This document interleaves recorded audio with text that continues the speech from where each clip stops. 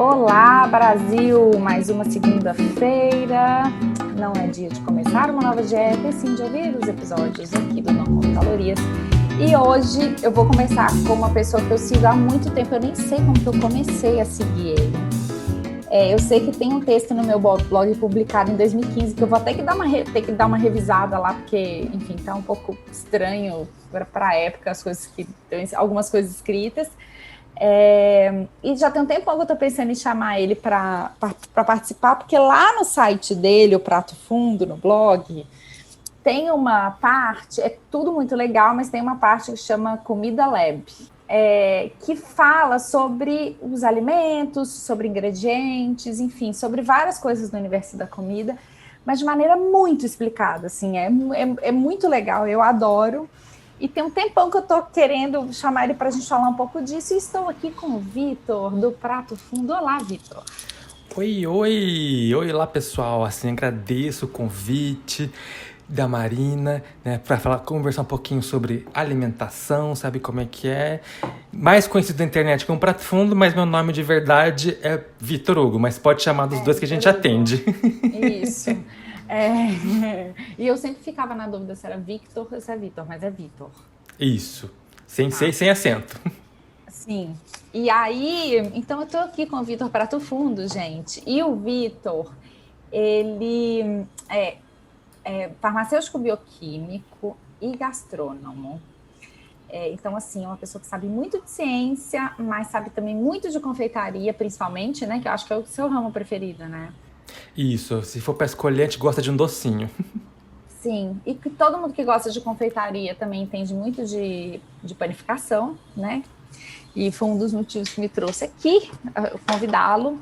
E hoje a gente vai falar sobre um monte de coisa que todo mundo tem curiosidade. Então, assim, já para você ficar aqui, continuar no programa, coisas que a gente vai falar aqui sobre pão de fermentação natural, sobre farinha de amêndoa, sobre adoçante na sobremesa, sobre leite sem lactose na hora de fazer um bolo e responder a pergunta que não quer calar, se chocolate branco é chocolate.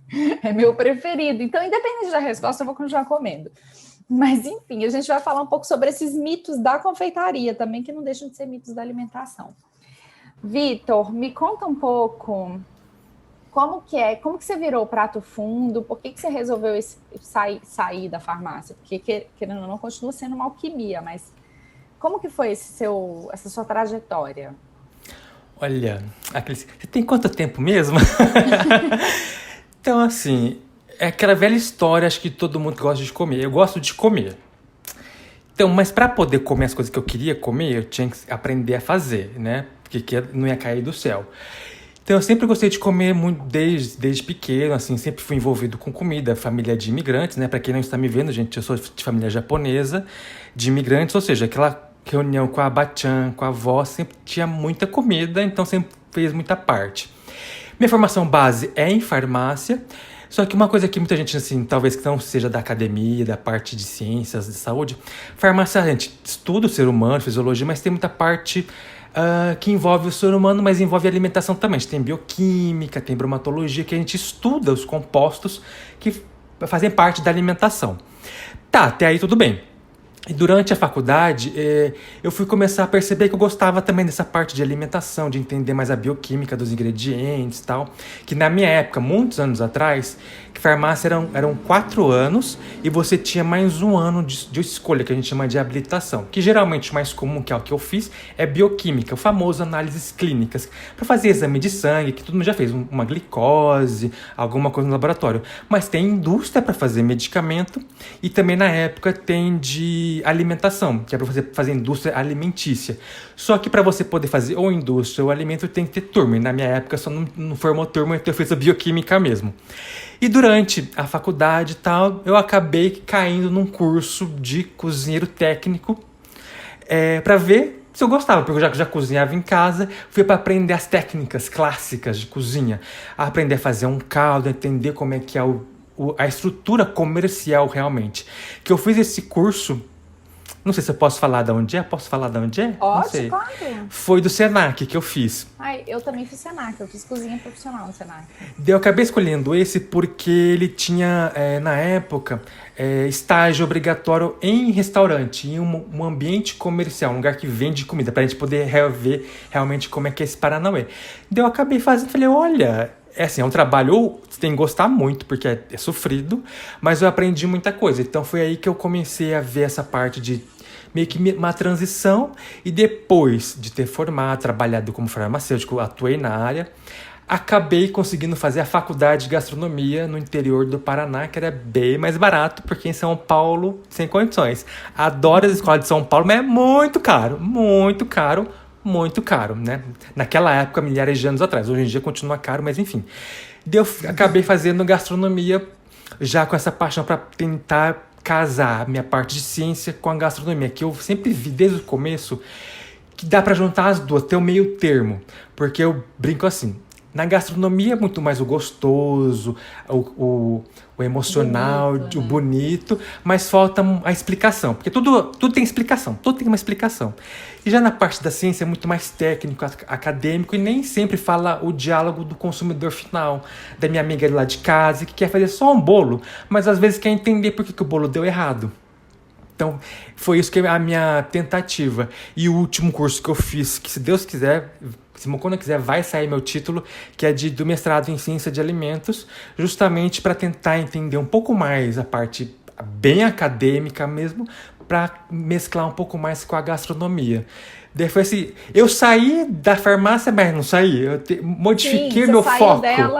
Você saiu dela, mas ela não saiu de você. É isso. Porque eu brinco assim, muita gente pergunta, você não teria feito farmácia?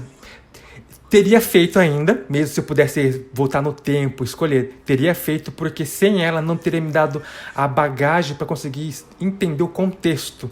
Porque a alimentação, a matriz alimentar, a comida, uma receita é extremamente complexa e envolve muitas áreas. Isso que a farmácia me deu, de conseguir entender como que uma farinha, um açúcar e um ovo, se coloca um pouquinho de calor, vira um bolo. Né?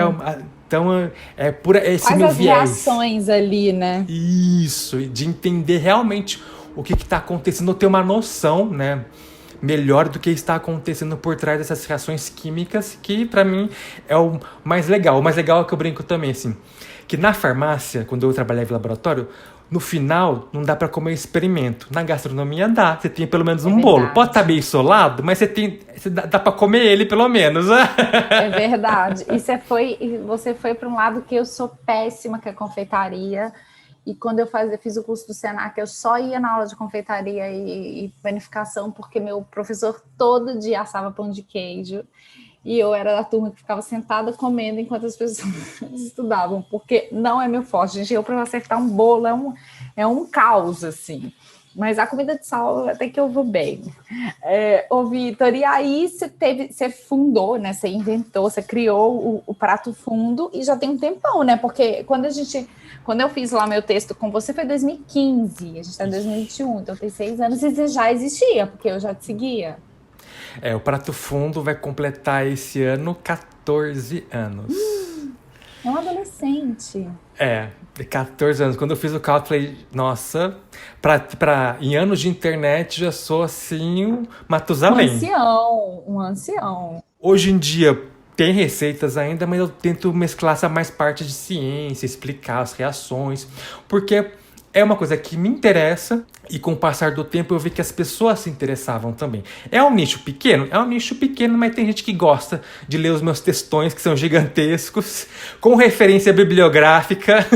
Sim, mas não, é maravilhoso. E é por isso que você está aqui hoje, porque, gente, o de fermentação, você explicando da farinha, eu fiquei encantada. Óbvio que eu não aprendi totalmente, eu ainda vou ter que ler várias vezes, mas e como é importante, porque quando a gente entende de ciência, a gente consegue fazer até escolhas alimentares melhores, não no sentido de carboidrato, proteína, mas, tipo, você pode até comprar um pão X ou, sei lá, qualquer coisa aí por aí, mas sem ser enganado, né? O negócio é que a gente é muito enganado, e se a gente entender um pouquinho mais de ciência, básico do básico, né? Eu acho que... E eu acho...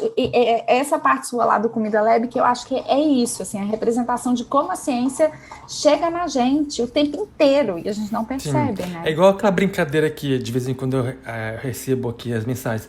Ah, eu não gosto das coisas que tem química. Eu falo, mas gente, tudo tem química. Água é química, açúcar é química. Tudo envolve. O que eu vejo que tem uma cisão, um pouco de... um ruído, digamos, é como essa informação chega nas pessoas. Porque, como eu estava conversando outra vez com um colega também da área de farmácia, ninguém é obrigado a ter estudado tanto que a gente estudou na faculdade. Ninguém é obrigado. A gente vai porque a gente quis, a gente gosta, a gente vai atrás. Mas pelo menos na minha área de farmácia, a gente é um profissional de saúde, a gente fez um juramento e tal. Eu acredito que também na parte de farmácia a gente tem a atenção farmacêutica, que é você explicar para o seu paciente, para o seu cliente, da melhor maneira possível que ele entenda. Falar nome complicado vai deixar ele assim, vai ficar ele com medo, com receio. A pior parte é ele ficar com medo, ele não vai entender e vai já criar uma barreira. Mas explicar, olha, é por isso, por isso, por isso, e deixar a pessoa fazer uma escolha consciente. Esse que é o detalhe.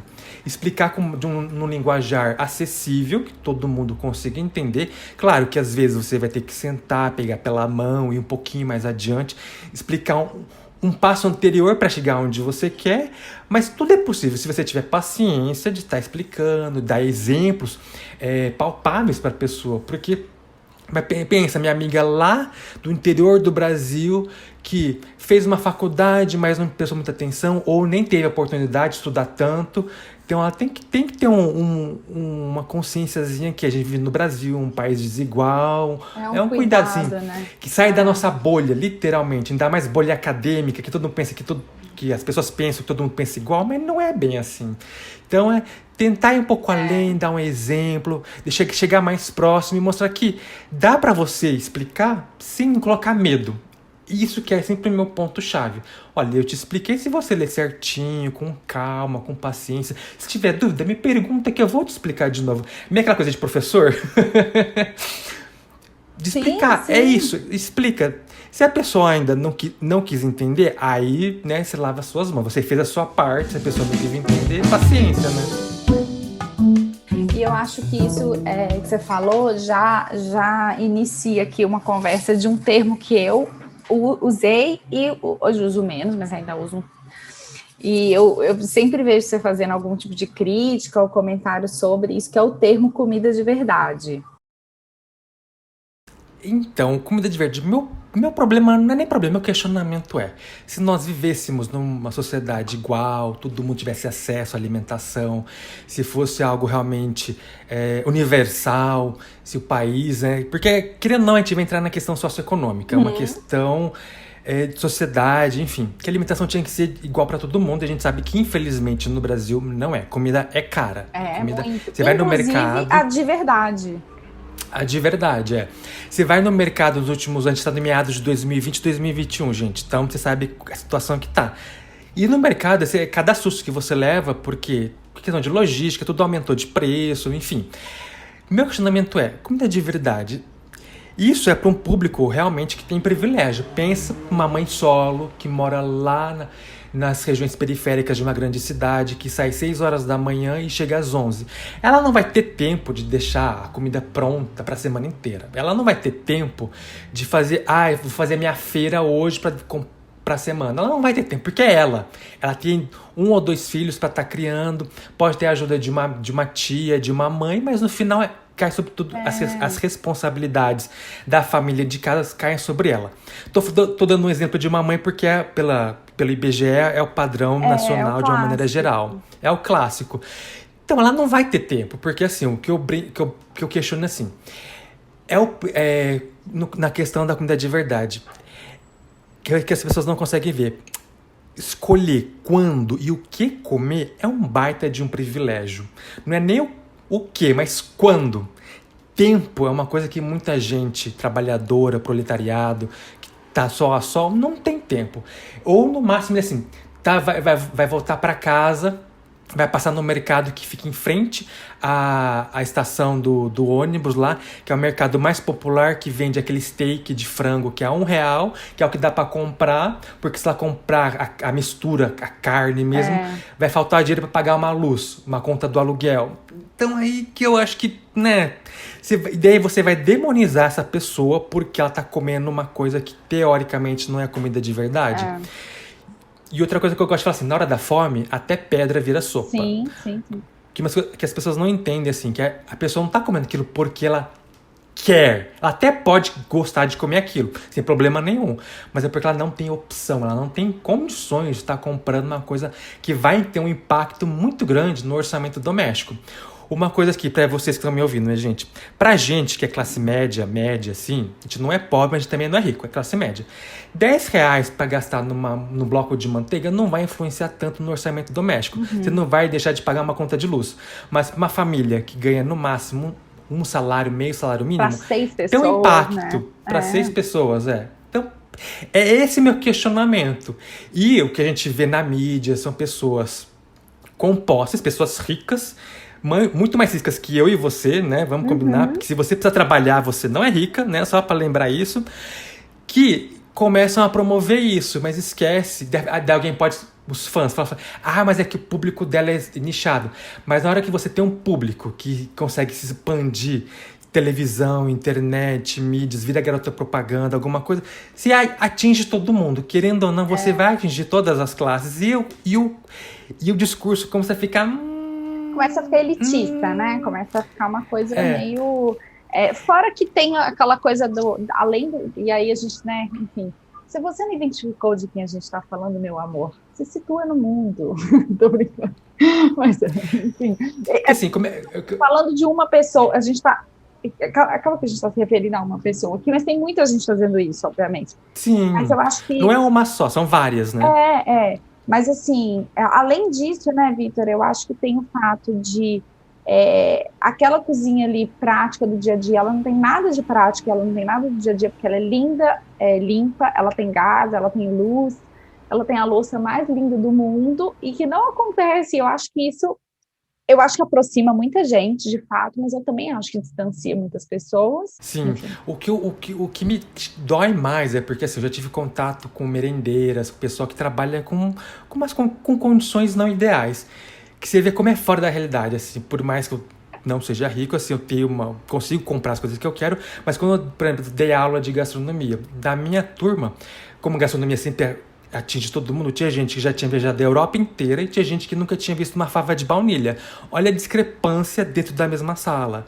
Daí você consegue perceber como o Brasil é bem discrepante, assim, bem... Tem uma distância muito grande. E a questão é, você vai deixar mal uma pessoa só porque ela tá comendo alguma coisa que, na minha visão, comida é pra você ficar feliz, é uma coisa alegre, você come pra se divertir. No meu caso, como eu faço mais confeitaria, você faz um bolo pro aniversário, porque você quer agradar alguém, você quer compartilhar aquele bolo que você fez. Que eu parafraseei um padeiro confeiteiro americano, David Lebowitz. Dificilmente você faz um bolo pra você. Você quer fazer um bolo para os outros. Você quer que outras pessoas comam aquele bolo. Então, é para compartilhar uma coisa feliz. Eu vejo, para mim, né, devido à minha criação, comida é uma coisa feliz, alegre, para compartilhar, reunir a família. Quando a gente podia aglomerar, né, minha gente, outra tristeza. Mas eu sempre associei com uma coisa alegre. E associar com uma coisa triste, com culpa. Falei, né. E só puxando outro gancho aqui também, que nos últimos tempos eu estava analisando, que não é só no Brasil, na gringa também tem bastante cozinha rápida. 30 minutos você tem a sua janta. Minha gente, você está vendo um programa editado, com culinarista, com alguém que foi no mercado, com alguém que cortou as coisas para você, que é alguém que já selecionou todos os ingredientes, que é alguém que não teve que se preocupar com o gasto daqueles ingredientes, porque assim, gente, eu já trabalhei com produção gastronômica, então eu fazia essa parte, deixava tudo pronto pro vídeo acontecer. Então a gente tem, que eu brinco assim, deixar o Ana Maria Braga, ou seja, tudo pré-pronto. Você tem para a pessoa manipular, você já tem no meio do caminho e você já tem um pronto, dependendo da situação. Um bolo, por exemplo, você tem que ter um bolo pronto, frio, para a pessoa poder cortar, senão ele vai desmoronar. Então, você vende uma ilusão, você vende uma mise-en-scène que não existe na vida real do dia a dia. Que, por exemplo, numa receita, eu consigo fazer uma receita em 30 minutos deixando a cozinha limpa, porque eu já tenho prática, já sei onde está todas as coisas e consigo fazer várias coisas ao mesmo tempo. Mas uma pessoa que não tem prática na cozinha, tá começando, ela vai demorar mais tempo. Vai. Então é meio irreal de, né, tentar vender uma coisa que falei, acho que não é bem assim, né, minha gente? Não é bem assim. Assim, mas e outro ponto. O discurso de querer promover comida feita em casa, caseira, in natura, é legal. O meu questionamento é a maneira. Das várias milhares de maneiras que existem, escolhi uma que falei... podia ter sido um pouquinho melhor, podia ter tido alguém ali. Falei, olha, amiga, acho que não é bem assim. Pensa nas outras pessoas. E uma coisa que eu ia comentar que eu esqueci. Como eu já trabalhei na parte de produção de um site grande e tal, uma coisa que é bem particular do Brasil. As pessoas reparam o tempo que gasta de forno, porque vai gastar muito gás. Se ficou mais de 1 hora no forno, a pessoa reclama, porque vai gastar gás. E gás nos últimos anos tá muito caro. Muito. Então, olha o buraco é literalmente mais embaixo. A pessoa se preocupa com o gás, porque pode acabar e tem que durar o mês. Né? Então, tem que ter um pouco mais de consciência, colocar a mão na falar, olha, sair da bolha. Então, eu fico assim meio... Puto. Aflito, porque eu tento fazer a minha parte, tento dar umas receitas mais fáceis, mais baratas, tal, tento explicar para as pessoas que dá para trocar alguma coisa, mas é difícil, dá uma gastura, dá uma aflição existencial grande.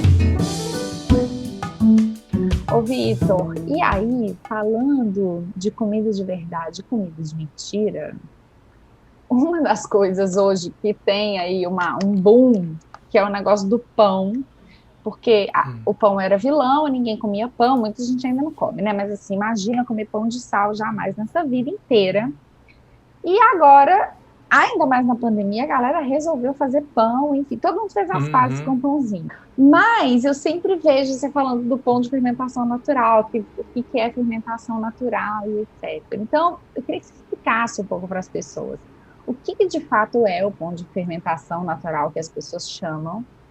Se o pão que está lá no mercado, lá naquela embalagem do pão de forma escrito fermentação natural, se ele realmente é, e se é mais saudável comer pão de fermentação natural. Então, vamos por partes, várias questões, assim. O chan é que fermentação natural virou um termo marqueteiro, que eu gosto de brincar assim, storytelling, ou historinha pra boi dormir. Que pegaram uma frase, uma palavra que existe dentro da ciência, misturaram com outra para tentar agregar um adjetivo, uma qualidade que nem sempre se realiza. Que fermentação, gente, é mais ou menos, assim, deixar bem claro, é um processo que micro-organismos fazem. O que são esses micro-organismos? Os bichinhos. Bactérias e leveduras, principalmente leveduras, que são fungos, fazem para obtenção de energia. Ou seja, ele come lá a comidinha dele, faz uma reação química para ter energia e conseguir sobreviver. É basicamente isso. Ele faz porque ele precisa e não porque ele quer, e muito menos porque a gente quer. Ele faz porque ele precisa. Ou seja, toda a fermentação é natural, porque faz parte do microorganismo, faz parte da natureza. Por exemplo, assim, eu brinco, não tem fermentação artificial. Não existe, assim. Antes alguém fala, mas o fermento químico é uma outra coisa, não tem nada a ver, é uma reação química também, mas não envolve um ser vivo aqui no caso, porque, né, fungos e bactérias são seres vivos. É só o então, nome isso faz que parte. leva fermento, né? Isso é. Então, a fermentação é um processo básico dos seres vivos. Isso acontece, pai e tal. O chan é que misturaram esse nome com a fermentação e o natural para descrever a origem de quem está fazendo essa fermentação, que é, no caso, o fermento. Para quem aqui mais antigo começou tal, o famoso fermento para pão, fermento biológico fresco. O fermento biológico fresco que a gente compra na padaria, compra no mercado, é uma massa de fungos, aqui no caso levedura, olha só que nome chique. Tem um nome chique para ela, Saccharomyces cerevisiae, olha o nome só que chique. É a mesma que faz cerveja, é uma das mais estudadas porque tem interesse econômico, justamente para fazer pão, para fazer álcool. Ela existe. O que ela faz, que a indústria selecionou bonitinho, é a mesma coisa que o seu fermento selvagem, o fermento que você criou, o seu levain, o seu sourdough, também faz. A diferença é, o fermento biológico, fresco, é fungo, é uma levedura, Saccharomyces cerevisiae.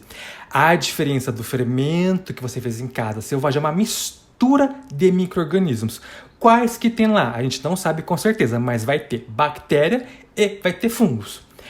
O tchan, o que deveria ser a grande diferença do fermento natural é que, como ele tem bactéria, elas produzem outros tipos de compostos ácidos e azedos, que dá a característica azeda que os gringos chamam de sour. Sour em inglês é azedo, o famoso sourdough.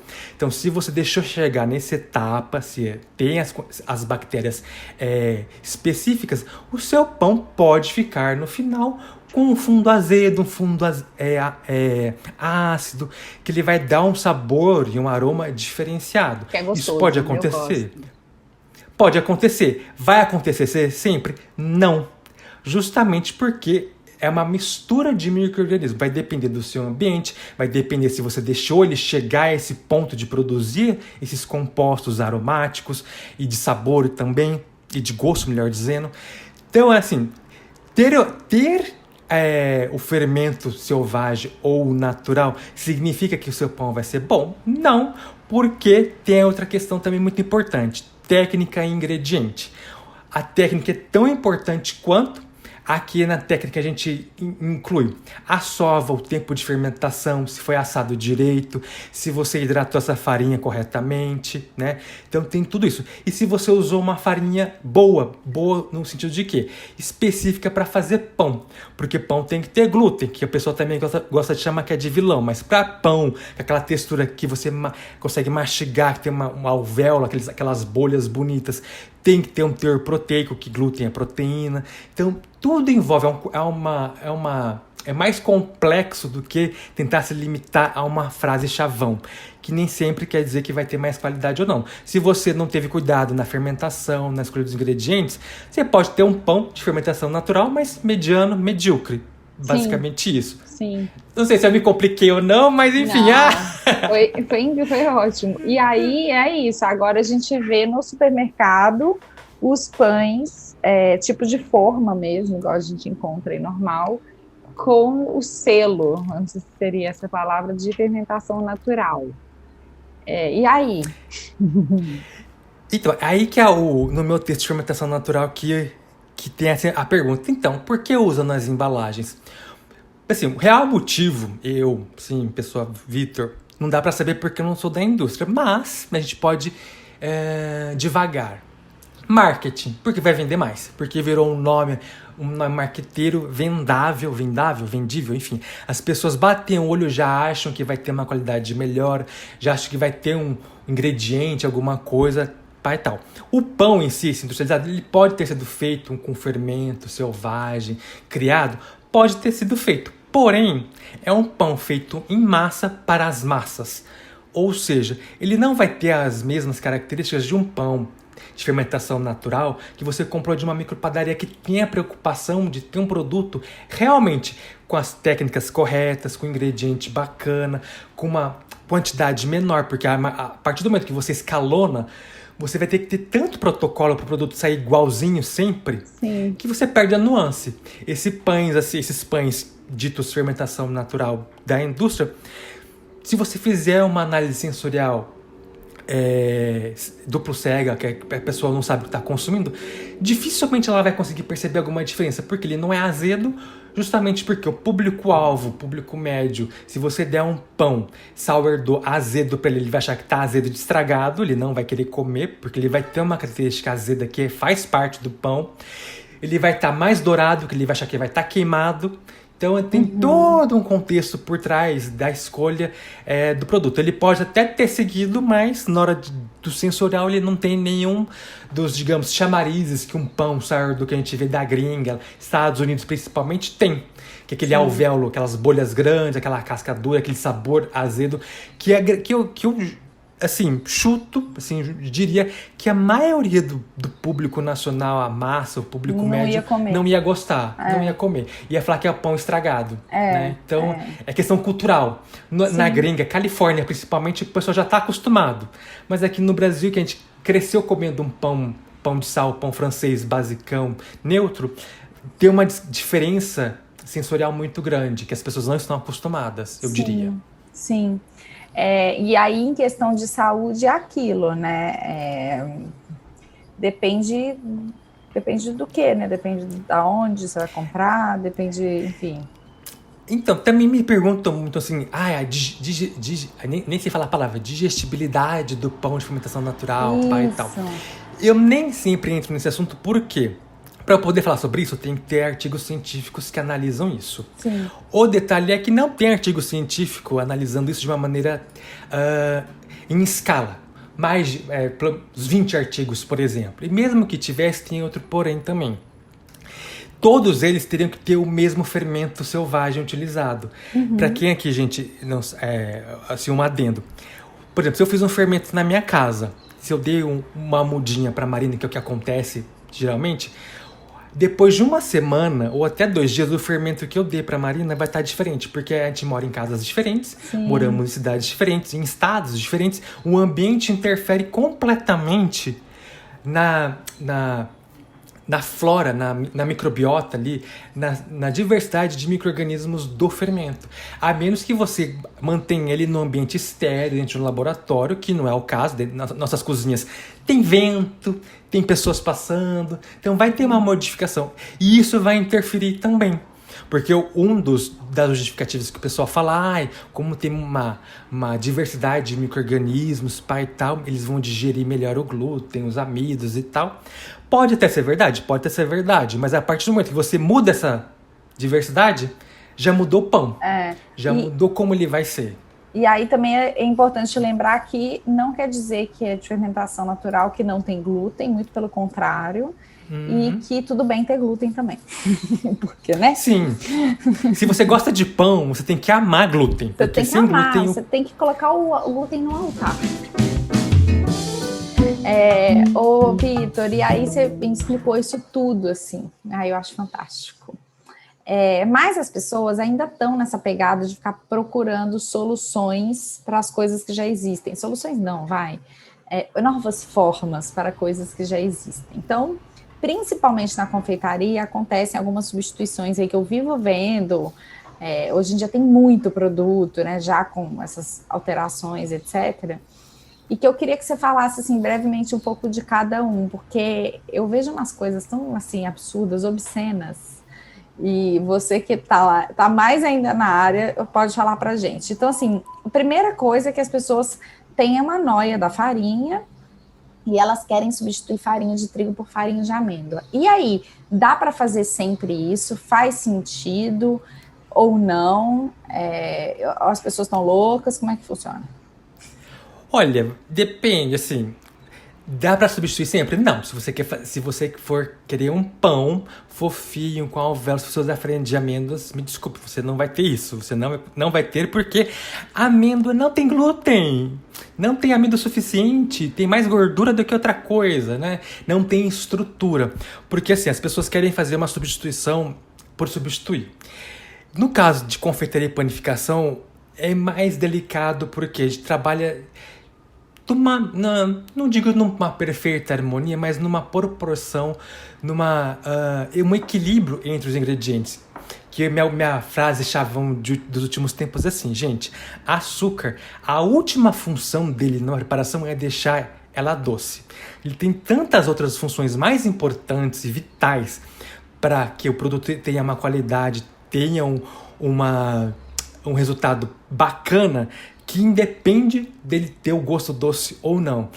Então, por exemplo, no caso da farinha de amêndoas, assim, pro Brasil eu já diria, não faz porque a amêndoa é muito cara e farinha de amêndoa é muito cara. Você vai gastar ingrediente à toa, assim, e provavelmente vai ter um produto questionável. Você vai ter um resultado, mas será que vai ser gostoso? Não sei, provavelmente não. Mas se para você dinheiro não é problema, mas solução, fique à vontade, quem sou eu para estar te julgando, né, minha gente? Mas pensando no meio termo ali, farinha de amêndoas é caro, então acho que não compensa. Em algumas preparações, por exemplo, você quer acrescentar a farinha de amêndoas para deixar ela com sabor de amêndoas, dar uma textura de amêndoas, ok, show de bola, uma castanha, né? Vamos chamar de castanha genericamente, gostosa, pai e tal. Mas uma substituição 1 para 1 para farinha de trigo não é possível. Não é possível. Mas, por exemplo, o que eu vejo bastante o pessoal colocando em brownie, em cookies, são preparações que não demandam de tanta estrutura, não demandam tanto de glúten. Aí é uma situação. Você vai ter um produto com uma característica X, que o glúten ali tem uma funçãozinha, mas ele não é tão importante quanto num bolo fofinho, estruturado, num pão, que tem que ter toda a estrutura proteica de amido também. Então, tudo isso interfere. E outras substituições que a gente também vê. Não quero usar farinha de trigo, posso usar farinha de trigo integral? Você pode, mas a textura do seu pão, do seu bolo vai ficar completamente diferente. Você vai ter outro bolo, você não vai ter um bolo mais fofinho, você não vai ter a mesma leveza, o sabor pode ter uma interferência também. A relação de hidratação, de umidade que essa farinha vai ter vai ser modificada. Porque, né, na farinha de trigo você tem praticamente o trigo inteiro moído junto, né? Então tem uma interferência na própria estrutura do glúten, ele não vai conseguir ter uma estrutura tão coesa, digamos assim. Ou, digamos, trocar para uma, sei lá, outra farinha que eu vejo o pessoal. Não sei se eles usam para farinha de trigo, mas farinha de banana verde, alguma coisa assim. Nossa, biomassa. Então, assim, aquelas trocas assim. Você vai ter um produto, mas vai ser igual ao original? Não vai ser, gente. E na parte alimentar, eu acho assim, é uma falsa sensação de controle, porque o que eu vejo muito é as pessoas comendo até mais porque tem determinado ingrediente. Então, assim, época de Natal, que eu vi de gente comprando chocotone light. Agora tem uma marca de chocolate aqui em São Paulo super famosa. Eu já provei, me deu um piriri, porque o negócio é puro xilitol. E assim, não é gostoso, gente, desculpa, não é gostoso, mas as pessoas acabam comendo mais porque lá tá sem glúten, sem lactose, sem tudo, e eu acho que essas substituições de farinha entram muito nisso, assim, esse aqui é pão com farinha de amêndoa, aí a pessoa, ao invés de comer meio, ela come o inteiro, sabe, assim, porque, é farinha de amêndoa, então tá beleza, né, porque o problema todo é o trigo. Então, acho que a parte nutricional ainda tem isso. Isso eu acho que você consegue ver mais, como você ser nutricionista, você consegue perceber mais essa relação. O que eu vejo assim, a pessoa trocou ingrediente, falou que é natural, as pessoas já assumem, por ser natural, vir da natureza não faz mal, e posso comer mais. É essa, digamos, a analogia que acontece, que eu vejo. E que eu brinco assim, eu brinco porque eu quero a vontade de chorar. Gente, a natureza tá nem aí pra gente. A natureza quer que a gente se morra.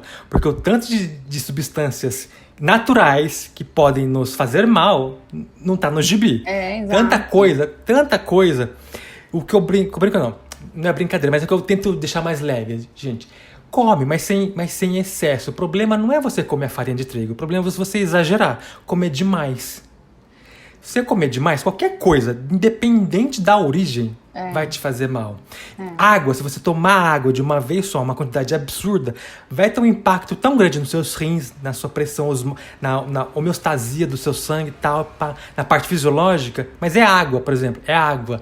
Uma bebida teoricamente inerte, que a gente precisa, mas se você tomar demais, pode fazer mal também. E a questão de chocolate, e tal, que eu também vejo que muita gente pede para fazer receitas de confeitaria, que é o meu filão, com adoçante. Eu não faço, porque primeiro, eu não gosto, porque o sabor eu acho muito esquisito, eu acho que estranho. Vou queimar aqui meu filme, eu vou falar, por exemplo, eu detesto adoçante à base de stevia, porque pra mim tem um retrogosto. Eu também não sou fã. E aí, isso também na hora de fazer uma receita conta. Você não pode simplesmente pegar o açúcar e trocar por adoçante, né? Porque não vai dar certo. Então, existem alguns que dizem que a proporção é de 1 para 1. É de 1 para 1 no quesito de que ele vai deixar doce. O porém, entretanto, todavia, é que o açúcar tem outras funções e nem sempre esses adoçantes, como são estruturas diferentes quimicamente falando, ele vai ter a mesma função que o açúcar tem, as mesmas propriedades características. Por exemplo, tem alguns adoçantes, não sei se é o xilitol, mas eu sei que o sorbitol e tem um que o pessoal usa para fazer, sorbitol? Maltitol. Tem um que o pessoal usa que é um pozinho branco também, só que quando ele derrete e recristaliza, ele fica transparente, porque ele não carameliza, que a gente usa para fazer decoração, porque fica transparente. Então, por exemplo, o açúcar ajuda nisso numa preparação, ele vai deixar a preparação ficar caramelizada, por exemplo. Já esses adoçantes não têm essa função. E alguns desses adoçantes, xilitol, maltitol, que a gente chama açúcares álcoois, devido à função orgânica, pau e tal, tem ação laxativa. Se você comer demais, vai dar um piriri. Pra mim, assim, comer já deu ruim. E se vocês que estão nos escutando comem dessas balinhas, tá, que fala que é sem açúcar, lê lá atrás que vai ter um aviso. O consumo em excesso tem poder laxativo, não sei o que. Vai estar escrito porque realmente tem. Porque tem gente que come a caixa inteira e depois passa mal, não sabe por quê. Eu ganhei um doce de leite bolinha de uma marca aí famosa, enfim. E aí fui provar... Eu comi o primeiro, achei que tinha gosto de adoçante, falei, não tá tão ruim. Comi o segundo, eu acho que eu comi, sei lá, 2 ou 3, gente. Não gosto nem de lembrar, eu fazia umas de suor e frio, foi uma coisa horrível. E assim, não tem o mesmo gosto, gente, desculpa, não é a mesma coisa. Melhor você comer menos um negócio com açúcar do que ficar se entupindo de adoçante, né? Não faz sentido. E outro porém também, que como ficou famoso esses adoçantes, xilitol, principalmente que já tem no mercado, é que é caro, ele não é barato. É muito caro, assim. Existem pessoas que têm condições de comprar, existem pessoas que têm condições de comprar, mas no geral, para fazer uma receita, eu vi uma receita de um brownie low carb. E é quase 200 gramas de xilitol, que é meio pacote que vende no mercado. E o pacote inteiro no mercado que vi na época era quase uns R$50, 400 gramas. Falei, capaz. 20... Não... É igual trocar, eu até tinha colocado aqui, trocar azeite por óleo por azeite, não, azeite por óleo. Só que eu tô pensando aqui nas pessoas que estão querendo fazer bolo e ao invés de usar óleo, usam óleo de coco. Vai ficar ruim? Não vai ficar ruim, mas vai ficar muito caro. Muito caro.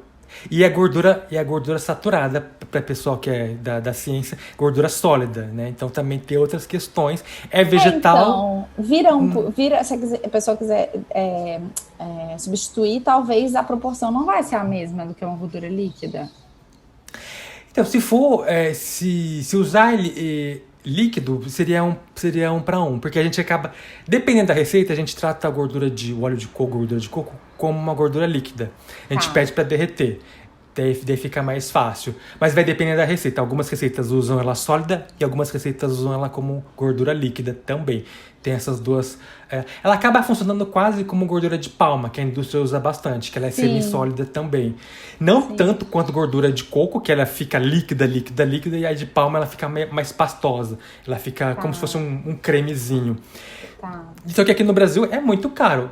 Que eu acho que eu vejo que o pessoal vê muita receita da gringa nos Estados Unidos, que lá a gordura de coco é barata. Para eles. Pro público americano, pro estilo de vida, pro que eles ganham lá, é uma gordura barata. Então, para eles fazem sentido. Pra gente aqui no Brasil... Mas, de novo, né? Qual seria o impacto disso na nossa saúde se você bater um bolo com óleo de qualquer coisa que seja e comer uma fatia por dia, 2, 3? Tô dando um número aqui, mas para simbolizar que é pouco. Gente... pouco. Pra que você vai gastar R$20 num potinho micro de óleo de coco ou de óleo de sei lá o quê? E você pode comprar um óleo de milho baratinho, óleo de soja, não é não? Eu penso assim. Tô errado, será? O que eu falo nas minhas aulas de confeitaria é assim, que o pessoal até fica bravo comigo quando eu falo, gente, compra um ingrediente mais barato. Vai comprar farinha? Compra mais barata. Vai comprar açúcar? Compra mais barata. Vai comprar sal? Compra mais barato. Gasta dinheiro, investe dinheiro em ingrediente que vai ter uma diferença muito maior no paladar, na textura em alguns casos. Por exemplo, compra um chocolate de qualidade. Compra chocolate não hidrogenado, se você puder. Compre uma fruta vermelha, que vai dar um sabor, uma riqueza de sabor muito melhor na sua preparação.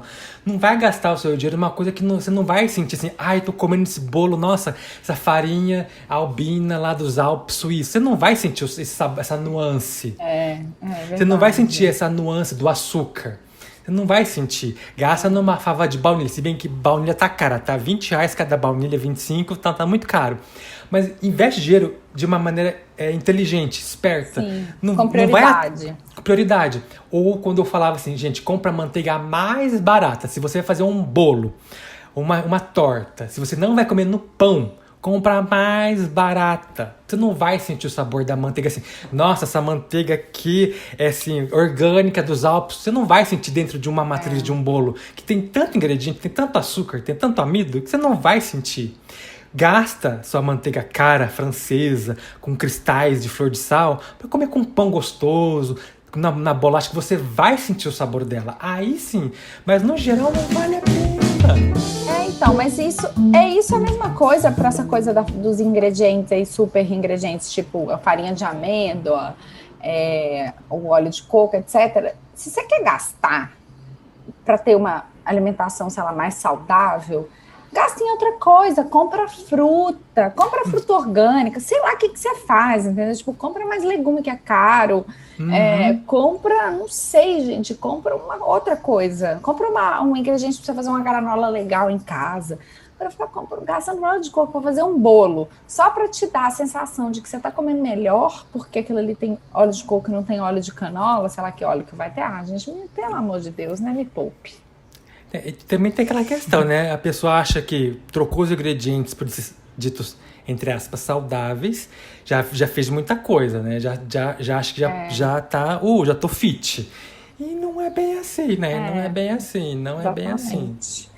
Ô, Vitor, e aí me fala só mais duas coisas. Uma, eu sei que você é intolerante à lactose, certo?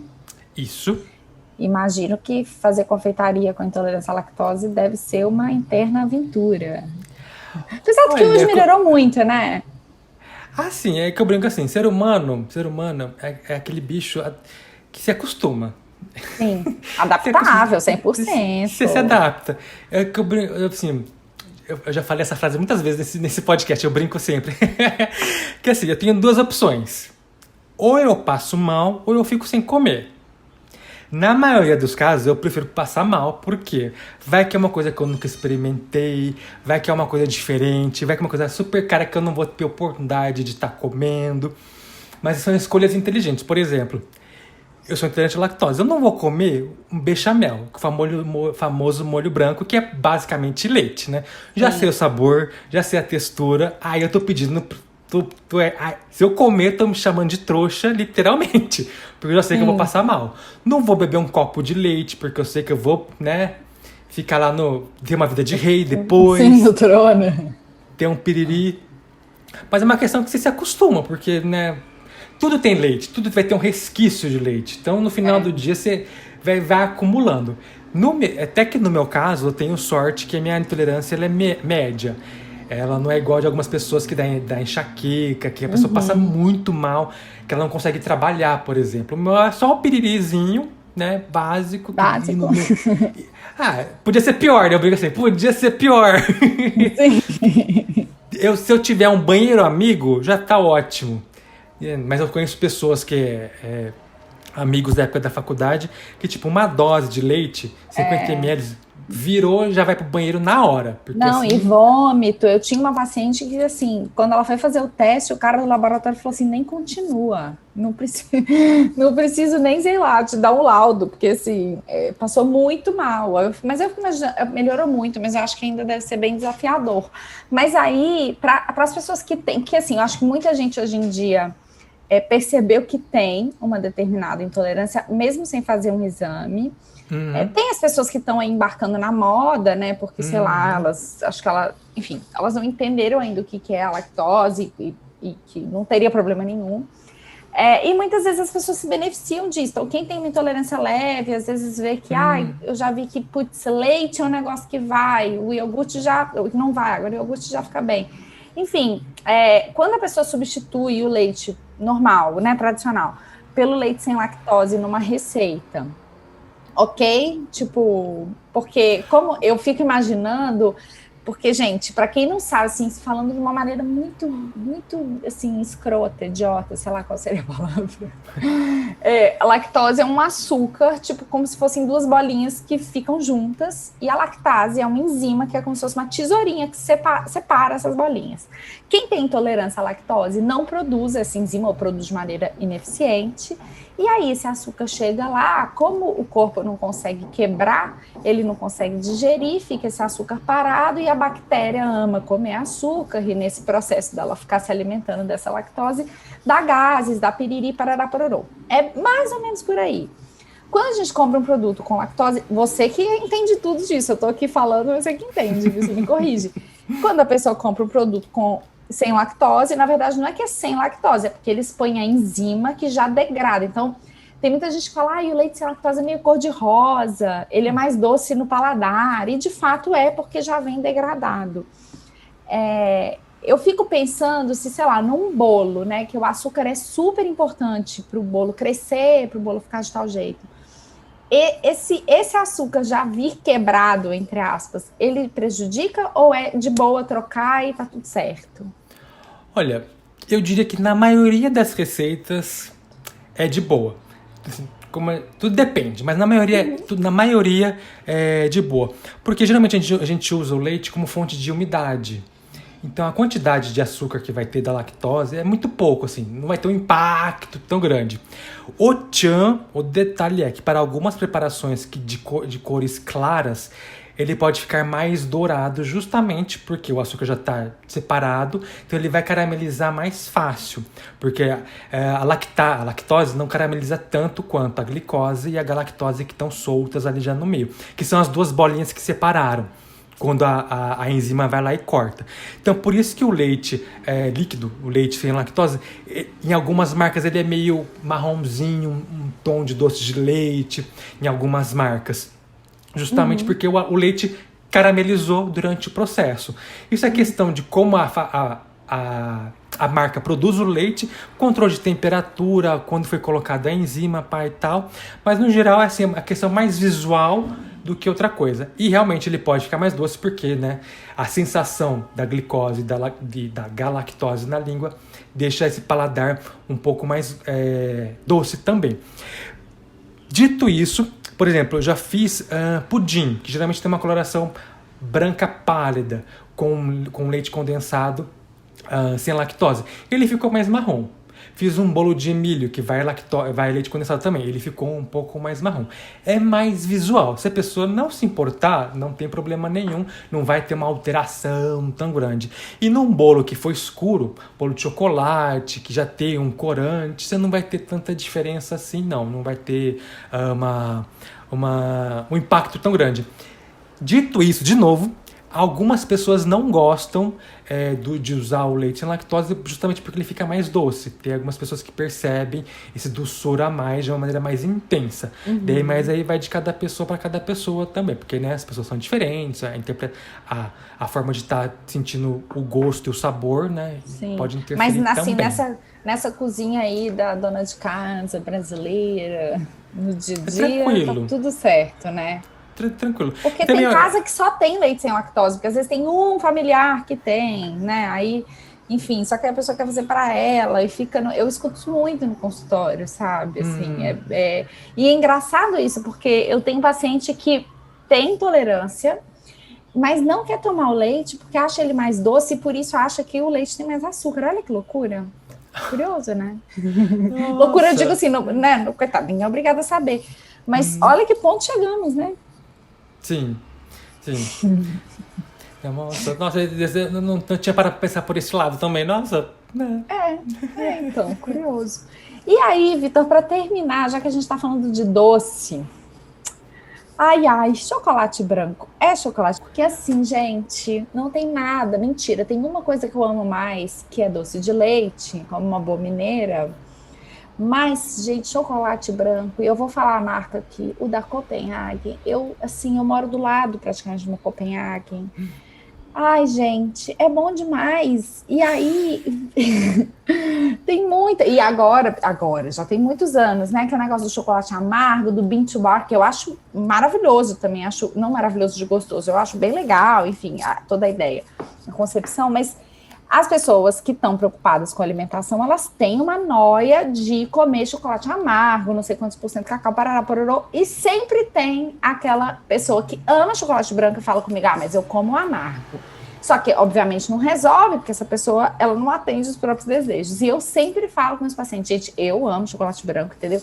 Desde o laca, assim, mais baratinho até o lado da Copenhagen que eu amo, aquela bolinha de Lindt branca, gente, aquela gordura é maravilhosa aquilo, para mim é um deleite.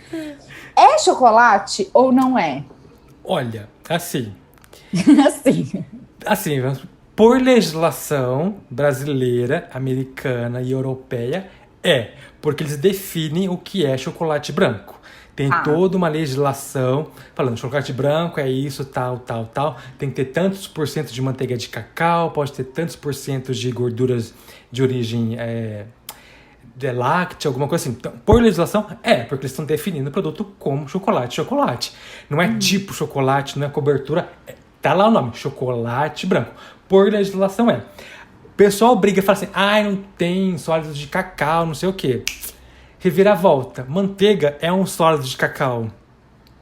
E o detalhe que eu gosto de trazer também, sem manteiga de cacau, qualquer chocolate, seja o branco, seja o meio amargo, a leite, ia ser tão horrível, tão horrível, tão horrível, porque as principais características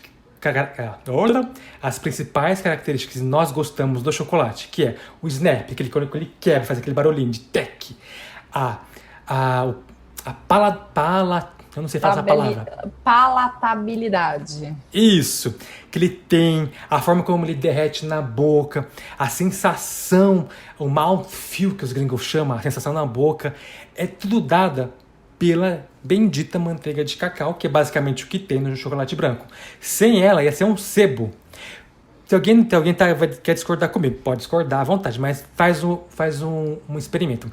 Compra um chocolate branco com manteiga de cacau e compra um chocolate branco feito com gordura hidrogenada. Come os dois lado a lado. Você vai ver a diferença sensorial que ele tem.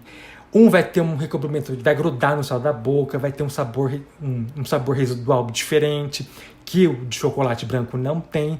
Então tem todo um processo sensorial por trás também que é por causa da manteiga de cacau, que é um dos principais ingredientes que tem no chocolate branco. Claro, tem açúcar, tem um leite em pó, e tal. Mas o que faz ele ser um chocolate branco é a manteiga de cacau. Sem ela, você não teria as mesmas características e a mesma sensação que ela dá quando a gente come. Claro, não vai ter os compostos fenólicos, os flavonoides que o cacau tem, os benefícios que as pessoas gostam de falar. Tem que ser amargo com 70%. Não vai ter, logicamente, não vai ter. Mas, gente, você tá comendo chocolate, você quer o chocolate por prazer ou só pelos benefícios? Eu quero comer chocolate porque é gostoso. Tô a fim de comer um docinho. Gente, é igual, tipo, sei lá, a pessoa... eu como açúcar mascavo porque tem mais nutriente. Mas não é no açúcar que você tem que procurar nutrientes. Você tem que procurar em outro lugar, entendeu? Tem essa ordem, então, um pouco invertida. É exatamente isso. Procurar nutrientes no açúcar, gente, açúcar é para adoçar, para conservar, e é isso aí, vamos que vamos. E você tá falando desse negócio de manteiga de cacau, e eu tô viajando aqui, porque quando eu era criança, toda vez que eu passava manteiga de cacau no lábio, eu ficava com muita vontade de comer. E eu acho que muitas pessoas já passaram por isso, e algumas talvez até tenham comido, né? Não sei se talvez, quem sabe, vamos deixar esse mistério aí no ar, mas assim, se até aquela de passar na boca é gostosa, a gente quer comer, imagina que vai no chocolate. Perfeito, maravilhoso, né? Então, essa o tchan, assim. Eu também como chocolate branco, eu só acho um pouco doce, mas eu como de vez em quando, que dá aquela vontade, falei, e pra matar a vontade, só comendo o trem mesmo. Mas eu sei, tem essa discussão na internet que as pessoas, fica, gente, é só um chocolate, come o que você quer. Pelo amor de Deus. É um chocolate, é um docinho, se você não tiver não te fazendo mal pra ninguém, e nem pra você, ai, come o chocolate em paz, é gostoso. Não cai nessa noia, não. Porque tem gente que, assim, defende com unhas e dentes. Ai, tá bom, não quer, não come. Ninguém tá te obrigando. Ninguém tá te obrigando. Exatamente. Ninguém, Me deixa tá em te paz obrigando. aqui com o meu laca. Né? Come Sim, aí me deixa em paz. tranquilamente. E daí só fechando o raciocínio. E é por isso que o chocolate tem todas essas características, tanto o branco, ou ao leite, ou o mel amargo, tem todas essas peculiaridades em relação a como tem que trabalhar com ele, temperagem, derretimento, justamente por causa da manteiga de cacau. É ela que realmente define as características físicas do chocolate. Sem ela, chocolate não seria chocolate. Seria uma coisa bem diferente, digamos assim. De textura. O chocolate moderno, porque ele é uma barra sólida, pá e tal. Mas, no geral, é isso. Pra mim é chocolate porque se na Europa, Estados Unidos e Brasil diz que é, então é. E Então eu sigo a legislação. Isso, tá escrito lá na lei, entendeu? E aí, agora eu juro que a gente vai terminar, mas antes da gente terminar, já que você falou assim, gente, come em paz, etc. Enfim, a gente sabe que é difícil, as pessoas sofrem, parará, pororô. Muita gente aí buscando a receita mágica da perda de peso, a gente sabe que não é uma coisa que funciona para todo mundo, mas que de fato fazer uma dietona aí mais te afasta do que te aproxima. E lá no blog, que eu vou até deixar o link aqui da época que você deu a entrevista, sei lá, que se chama isso para mim, você contou a sua trajetória de como você perdeu 30 quilos, né? E 30 quilos, gente, é uma pessoa, é 3 filhos meus, assim, é uma loucura. Como que foi isso um pouco, assim? Porque você nunca mais retomou o peso todo. Não, a gente, assim, efeito sanfona Oscila. Oscila, sim. Porque, né, a gente trabalha com comida, é impossível não ganhar peso. Não, mas é porque pra mim, efeito sanfona é você perder 30, ganhar 30, perder 30, ganhar 40. Não. Você tem uns ganhos aí, todo mundo, né, oscila um pouquinho. Mas, assim, aquela retomada nunca mais aconteceu. Não. E como que foi isso? É que, como se diz, eu aprendi a comer, digamos. Assim, literalmente, eu aprendi a comer. Que é o que eu falo hoje em dia. Eu como, mas sem excesso. Que assim, eu nunca tive problema com comida. Pra mim, comida nunca foi problema. Foi solução. Aqueles, sempre adorei comer, gosto de comer. Trabalho com comida hoje em dia, né? Então, assim, no meu caso específico, gente, eu cheguei a ter mais de 30 quilos, cheguei quase beirando aos 100 quilos, porque eu comia mesmo, comia e comia bem. Tanto comida normal, o que é comida normal? Arroz, feijão, salada, mistura. Comida de verdade. Comida de mãe, sempre teve em casa, assim, nunca faltou comida, sempre teve. Porém, também, eu comia, não gosto de chamar esse termo, porcaria, que pra mim não é porcaria, é comida, mas é aquela comida de vez em quando. Então, tinha um chocolate, tinha um refrigerante, tinha um chipzinho ali, final de semana. Tanto é que, por exemplo, quando eu era criança, chips, refrigerante, chocolate, era só final de semana, não era liberado. Era só de vez em quando mesmo, um brigadeiro, pá e tal. Mas não era proibido, eu tinha acesso, a gente podia comer. Só que tinha só final de semana. Então, mas eu sempre comi bem. Dos dois, esse que era o detalhe. Eu comia bem dos dois lados, então não era uma preocupação assim. E daí até que chegou um belo dia, que eu quase cheguei lá, no texto fala que foi aos 90, mas eu quase cheguei aos 100, na verdade. Eu falei, opa, tá alguma coisa de errado aí.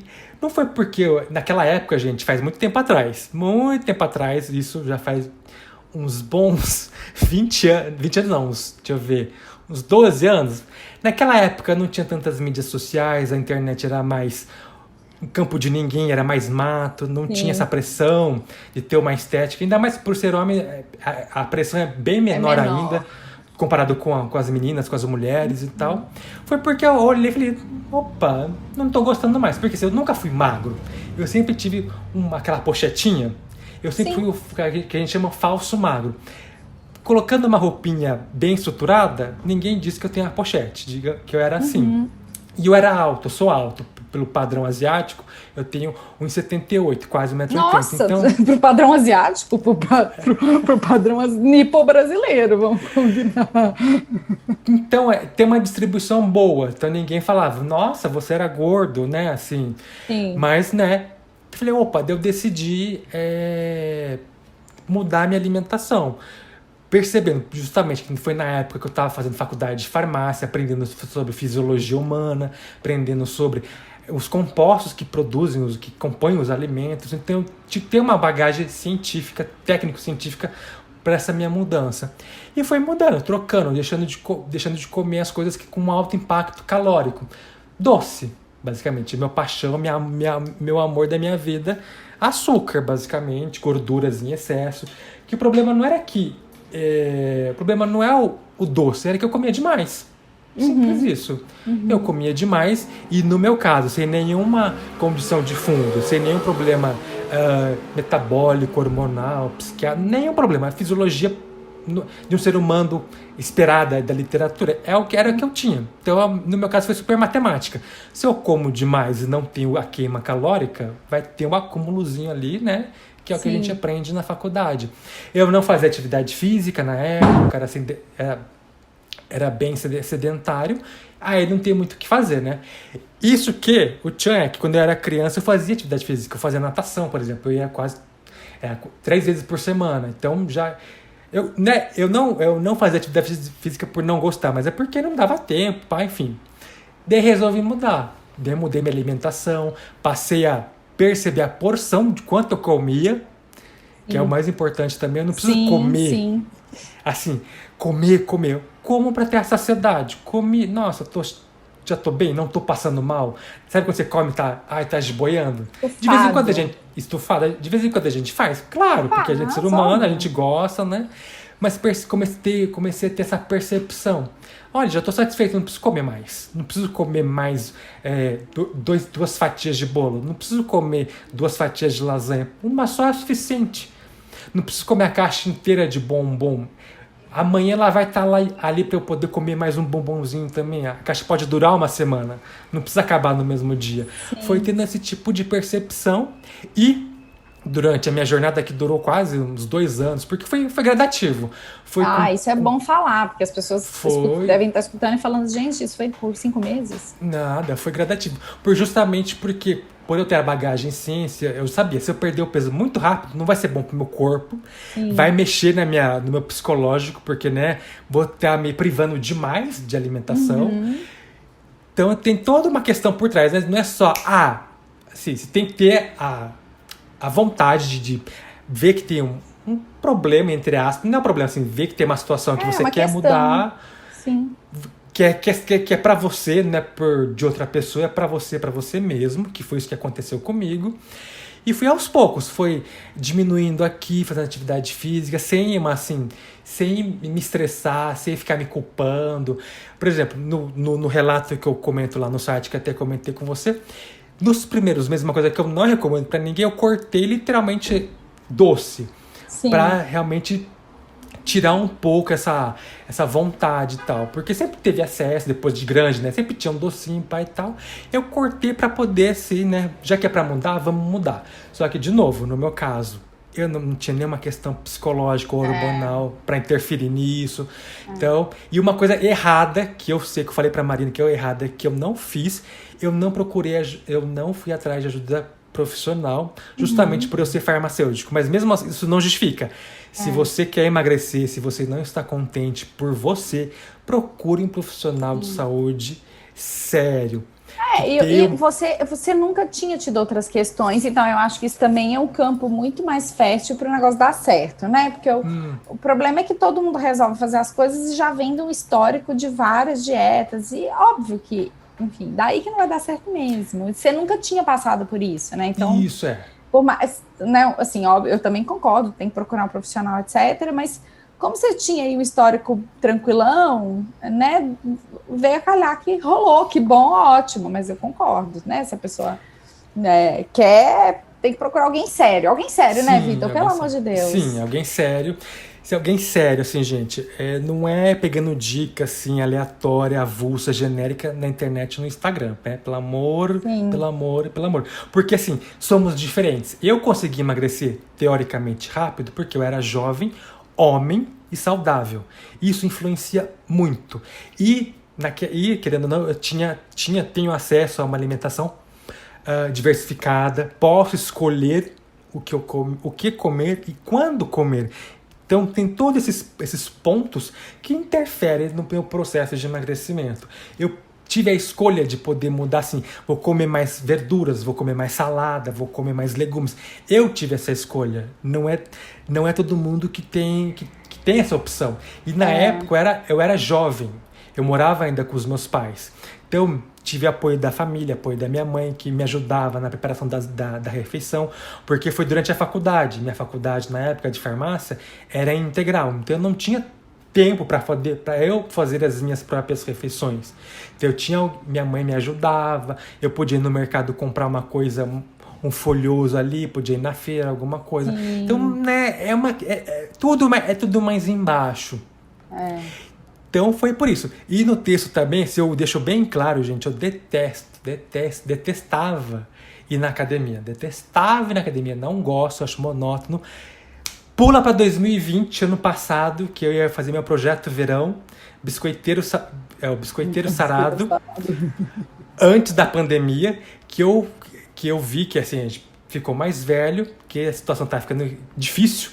Entrei pra academia, fui pra academia todos os dias com treino leve e tal.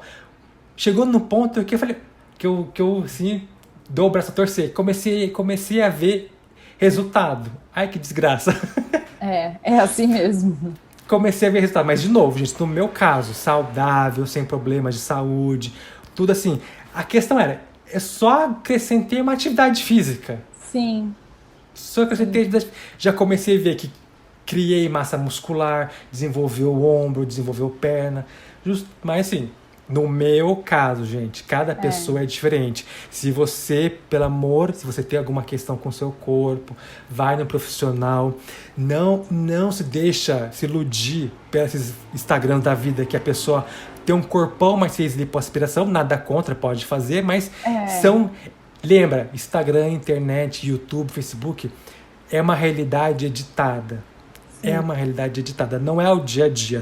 A pessoa tem condição, tem uma equipe multidisciplinar de nutricionista, de dermatologista, de endocrinologista, tem talvez, sei lá, um nutrólogo, personal trainer, para poder fazer esse tipo de coisa. Então toma cuidado, não cai nessa neura. Se você quer, digamos, emagrecer alguma coisa, procura um profissional sério, por favor.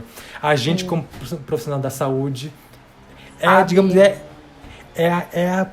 a principal chave. E, infelizmente, a gente sabe que temos colegas da área que não são sérios, que estão ali só para o dinheiro fácil, pela fama, e esqueceram que fizeram juramento, esqueceram que fizeram faculdade, que, né, pelo menos eu não sei se na nutrição tem, mas na farmácia a gente tem o juramento de não fazer o mal. Né? Então... Nossa, eu vou te falar assim que se tem ou não, eu acho que isso devia vir no chip do ser humano, né? Não precisa nem fazer faculdade para nem fazer juramento, né? Então tudo assim uma questão. E é por isso que no meu perfil do Prato Fundo eu nem sempre falo sobre isso, porque não é o meu lugar. Eu não sou nutricionista. Claro, sim. Não sou nutricionista. Não, mas eu lembro que na época eu achei muito legal essa história, porque é isso, é uma pessoa que trabalha com comida, que come a comida, que prova.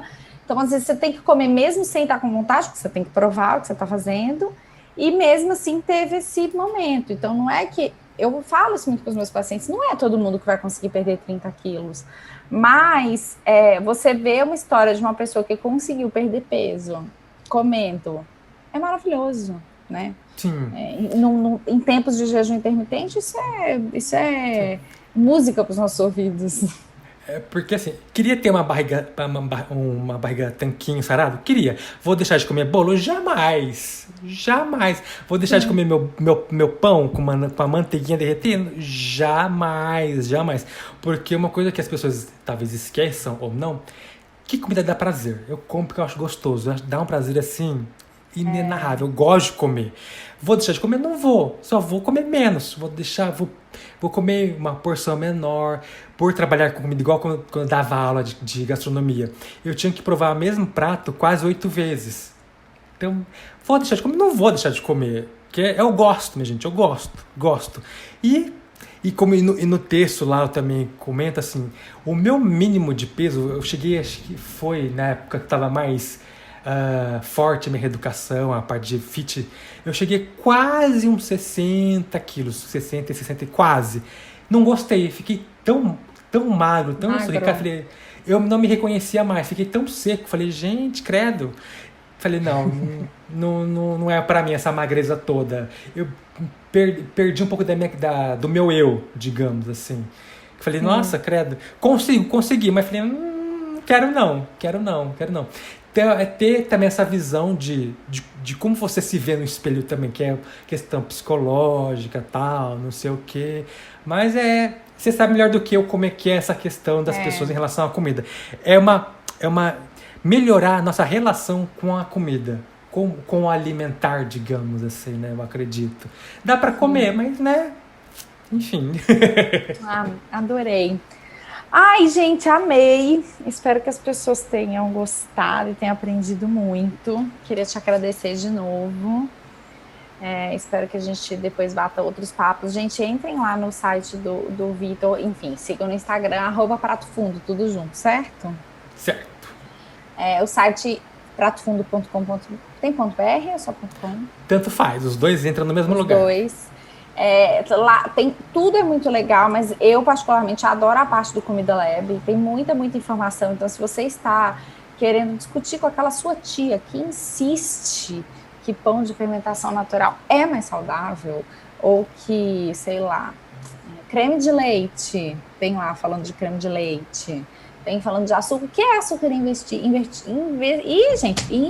Você quer mandar para aquela sua tia mala, ou aquele tio mala, nóia da dieta, que vive querendo comer. Nóia da dieta não, nóia da alimentação saudável, né? Mas não sabe o que está falando? Copy-paste lá no site do Vitor, porque é muito bom. Sigam o Vitor no Instagram também, porque é bem legal. Eu adoro quando você faz perguntas e respostas. Acho o máximo.